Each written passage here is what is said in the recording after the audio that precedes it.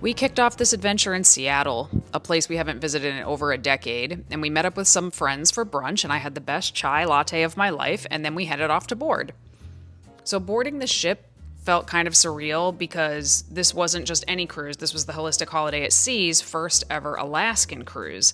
And they've been doing these gorgeous Caribbean trips for 25 years now, full of vegan food and lectures and things like that. And suddenly we were heading up to glaciers and mountains, so it was a very different feel. All right, it's day one of the Holistic Holiday at Sea Alaskan cruise. So this is a vegan cruise that's going from Seattle to Alaska. And we have worked on the Holistic Holiday at Sea cruise since 2018. 𝐿𝐿𝐼𝐻𝐿 and I teach fitness classes and do consults and things like that. But this is very exciting because it's never gone to Alaska. So we just finished dinner for the first night. We finished our intros on the big stage, which was really cool. And the food was so good. Did you tell them what we had? Chunk steak. We had chunk steak for dinner. What? And they gave us extra dessert. Oh, yeah. Which was a salted caramel tart. We all got to take this back with us to the room. Don't slide my cake around. Amazing. Now we're going to go explore the ship because we have to teach fitness classes outside and we got to figure out where that is. Once you're actually on board, it's really cool because everywhere you go, you bump into someone you know or somebody that wants to talk to you about health or veganism or fitness or whatever. And it's just always so refreshing to be around so many like-minded people.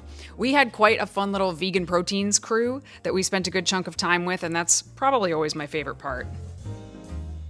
So one of the harder parts of these cruises, for me anyway, is dressing up for the fancier nights. That's not really my forte, but we try. So 𝐿𝐿𝐼𝐻𝐿 and I have a couple roles on the ship. Probably our biggest role is that we teach fitness classes every morning. So I taught a strength training class with bands and also a posture class.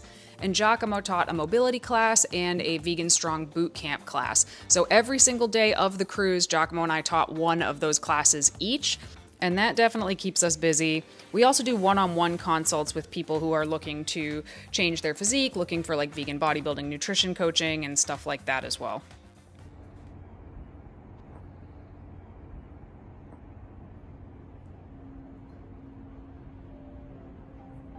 So this is day 3. We are in Ketchikan, Alaska, and I somehow got roped into going snorkeling in Alaska. So we'll see how that goes. I taught my second class this morning up on the sports deck. We taught the strength training class with resistance bands. It was awesome. And now we're gonna head out and apparently jump into some Alaskan water. So pray for me. So after our classes, our first port was Ketchikan, which is the salmon capital of the world, which yes, is ironic when you're on a vegan cruise. But the city was really rugged, it was colorful, it has these almost like storybook-like houses built right up against the water. We went snorkeling there and it was really like stepping into another planet. There were these enormous starfish, sea cucumbers, sea urchins, crabs, and there was actually this one seal, this one lonely seal. It's kind of sad, actually. Which makes me really sad for that one that's all alone. I know. Could write a children's story about it. The lonely seal. Snorky the lonely seal. But the snorkel guide was like, if you just ignore him, he might come up and swim with us, which he totally did after a little bit, you know, like 10 feet away or so, but it is really very cool. And the wetsuits we had to wear were so thick you could barely put your arms down, and every single part of your body was covered except for like a 2-inch strip of forehead, which I actually got brain freeze as soon as I got in the water. That was one of the most interesting snorkeling experiences of my life. Now I can say I've snorkeled in Alaska, and you know what? I've snorkeled in Florida with colder water. Isn't that crazy? So back on the ship that night, we started sailing into glacier territory, and that's when my moose hunt began, because 𝐿𝐿𝐼𝐻𝐿 has never seen a moose in real life, and therefore he does not think they are real. So I was determined to, on this cruise, show him otherwise, but I failed. I saw no moose on this trip. I did see a lot of other cool stuff, but he continues to believe they are not real. Are you ready for this?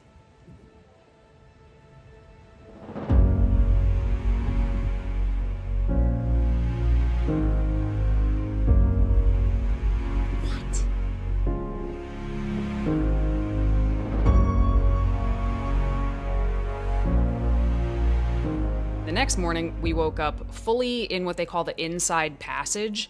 And I cannot express to you words, videos, nothing can express to you how breathtaking this actually is. So it's really, really cold. You're on the deck all bundled up in all the layers that you brought, and you're just like looking at these walls of ice that are older than the pyramids. It's jaw-dropping. It makes you feel about the size of an ant, and it's really cool.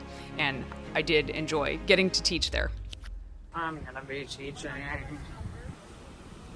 right there. It's 6:30 in the morning.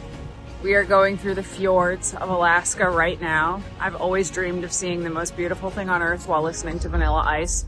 And I'm getting ready to teach my posture class.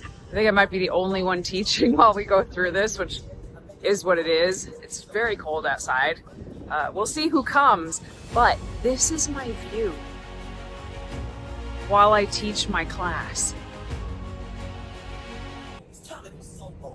Are you kidding me?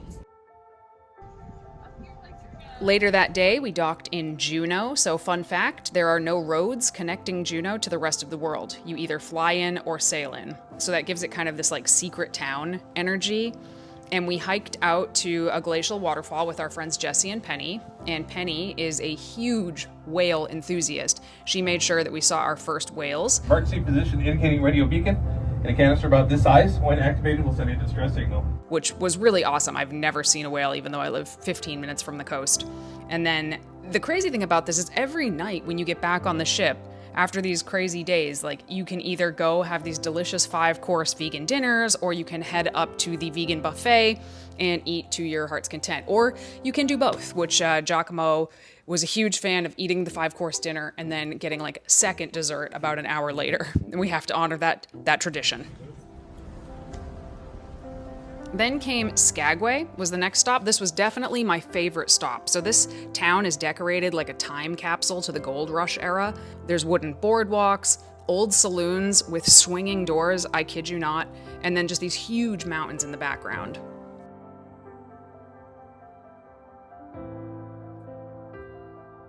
Fire.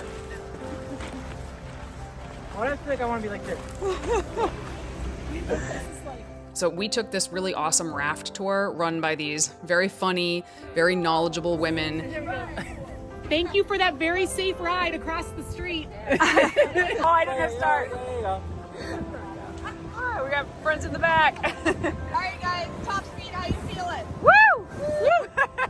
Who drove us out into the water and were like doing crazy donuts, and we had to sit on these weird saddle seats, but it was so beautiful, absolutely unreal.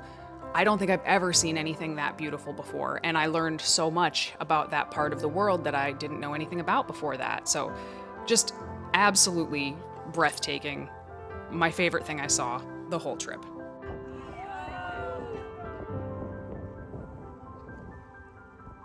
And I do want to touch on something because I know it's going to come up. I know that cruises aren't the most eco-friendly way to travel, and I deeply care about the environment. It's something that I have also wrestled with.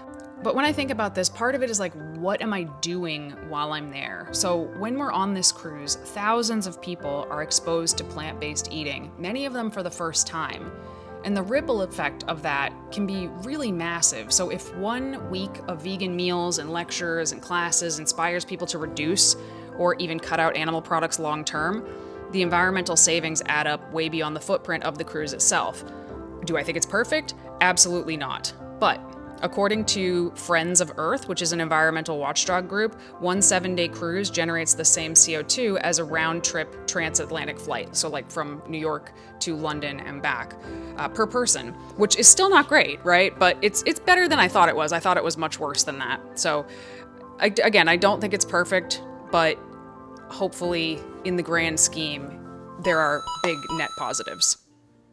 Next, we had a full day at sea, and we finally got to like chill and watch some of the presentations after teaching our morning fitness classes. So I especially enjoyed 𝐼𝐸 talk on behavioral change and also Dr. Garter's presentation on emotional intelligence. These were kind of unique talks to the cruise because most of them have to do with nutrition and plant-based eating because that's what most people are there to learn. But over the years, I have seen a lot of these talks before, so it was really cool to see some new ones. Although Michael Greger did give his talk about processed plant-based foods, and how they are not as bad for you as animal-based foods. And for the second cruise in a row, I missed that talk, and I am very frustrated about it.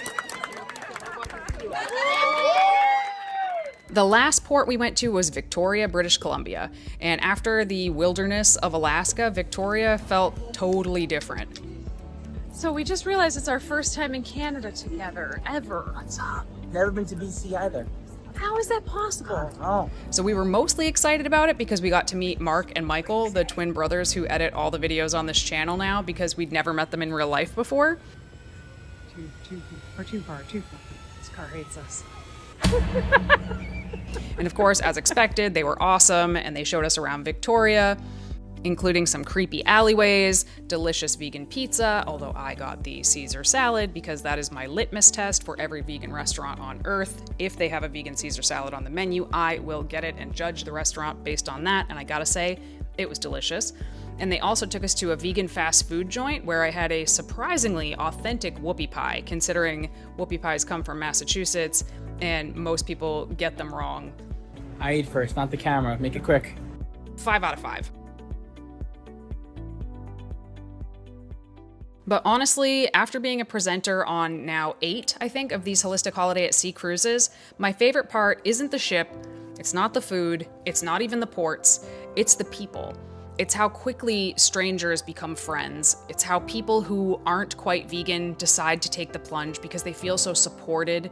It's the availability of knowledge for those who want to learn. And even after all these years, I still come home every time inspired to up my own wellness game. And that's really saying something. So if you've ever thought about doing something like this, I will just say go. Every year, people re-sign up for the following year because even before they get off the ship, they realize it's such a moving experience that they want to be a part of the next one. So whether you want to try the Caribbean one in March or the Alaskan one next year, I definitely think it's worth giving it a chance for yourself.